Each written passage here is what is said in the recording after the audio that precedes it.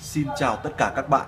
Video này phụ kiện chính hãng.net xin giới thiệu đến các bạn bàn phím giả cơ cao cấp giống hệt như bàn phím cơ thật, đó là Lightning LED PR8800 bảo hành 12 tháng. Đây là hai ưu điểm nổi bật mà nhà sản xuất muốn nhấn mạnh trong sản phẩm này. Độ bền hơn 40 triệu lượt bấm, đế cáp dày 2mm chống rung lắc, chế độ LED kiểu Rainbow.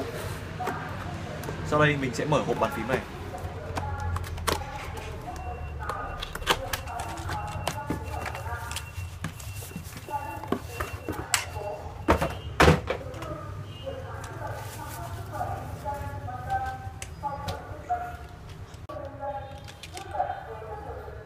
Giao diện kết nối USB, dây bọc lưới chống cắt, chống đứt ngầm.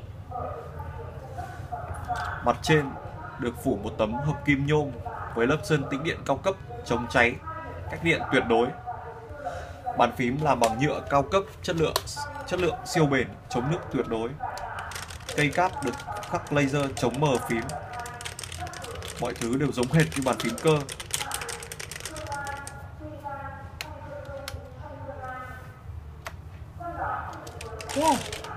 Kiểu LED Rainbow. Nếu bạn hỏi mình bàn phím giả cơ nào giống nhất, mình sẽ trả lời ngay là Lightning PR8800. Vừa rồi mình đã giới thiệu đến các bạn bàn phím Lightning LED PR8800. Mọi thông tin chi tiết các bạn vui lòng tham khảo trên trang web của công ty phụ kiện chính hãng.net.